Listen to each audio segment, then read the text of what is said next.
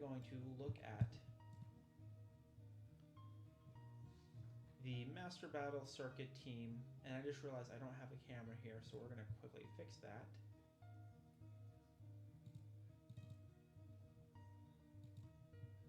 Oh gosh, not that big. Not that big. And I'm going to throw myself down here.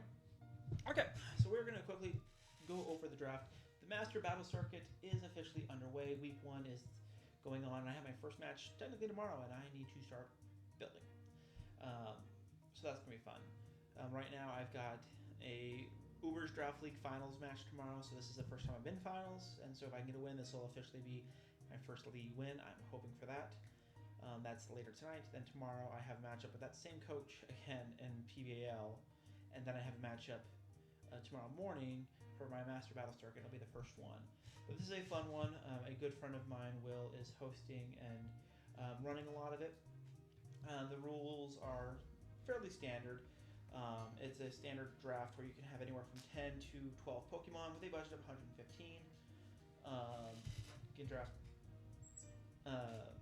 within the budget, and it's one of those ones where if you take a Mon to be your Terra Captain, they have an increased value to take them as such. So, for example, a normal Umbreon would be 6 points, but if it's a Terra Captain, it might then become 9. And it's not just from your Terra point total that you take, but that becomes the amount that you take from your overall draft amount. So we had a budget of 115, and they had some Mons that were fairly good in terms of, Terra Captain options, and that was interesting. You can have 2 to 3 Terra Captains. I elected to go with the 2.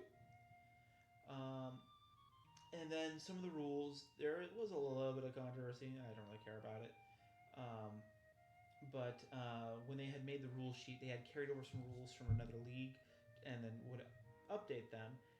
And in this particular league, certain moves were only banned on certain Mons. And so, for example, Shed Tail was legal in this one league on all Mons except specifically, I believe, for Cyclizar, because Cyclizar has Regenerator and the speed, so it was banned on that. But things like Orthworm, we're allowed to use it. That will carry over, and so when I was early on drafting, I'm like, cool, I'll take Terapagos, I'll get Orthworm. That's going to be a fun combo. This league's about doing some fun, broken things. Ends up that rule was not updated, and shout out to Daria, thank you for calling it out, that it was, updated about halfway through the second round of picks, and had to adjust from there, and kind of change the moves and whatnot. So, first overall pick we had was in fact the Terapagos. I still think it's a fun Mon. It's going to be very interesting to use here, especially with the team that we have. We'll kind of dive into how I think they mesh and work together. Ogerpon Fire, I think, is going to be very fun to use. I have not used any of the Ogerpons in a draft league. I've been given, lots of positive remarks to it, and I think the Mold Breaker is going to be very interesting here.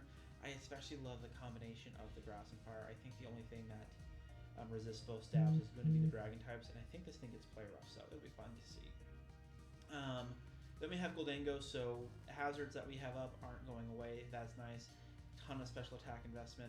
And I love its pairing here with Terapagos. I feel like Goldango and Terapagos kind of mesh really well, and can be potentially used right. Then you have Umbreon, Ribombee, Kilowattrel, and Quagsire. Quagsire, I love a good unaware Mon. I think they can help stop potential setup sweepers. That can be very good.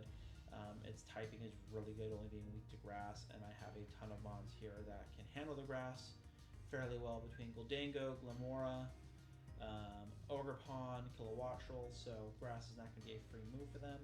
It also gets Water Absorb, which I think can go very well. Kilowattrel's fun. It's got good speed, electric flying, and giving me an additional flying or electric immunity with its ability. Ribombee gets Webs Up, and one of the things I'm loving here is the compatibility between Goldango, Glamora, and Ribombee. I can get T-Spikes up, I can get Sticky Webs up, and they will essentially stay up as long as I want them to, and can play around it well. Umbreon's good because it's a freaking defensive wall like a mother effer, and will be very bulky and hard to get rid of if used right. And then we have our Terra Captains. Terra Quaquaval, which spent a good amount of points on it, but I think it's going to be a lot of fun. Even just doing basic Terra Water Aqua Step, with its Moxie ability, it's just going to start picking up steam, killing things, and if used right, will just go nuts.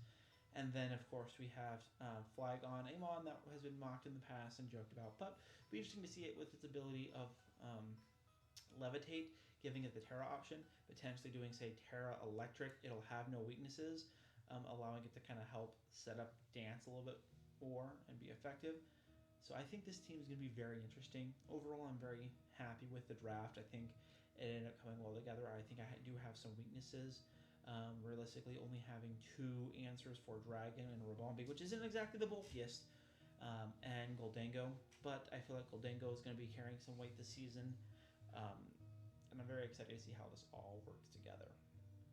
But that is going to do it for the stream. I'm going to break this up and do different highlights, so that way we have the breakdown of each match. But I appreciate you all. We're going to call it there.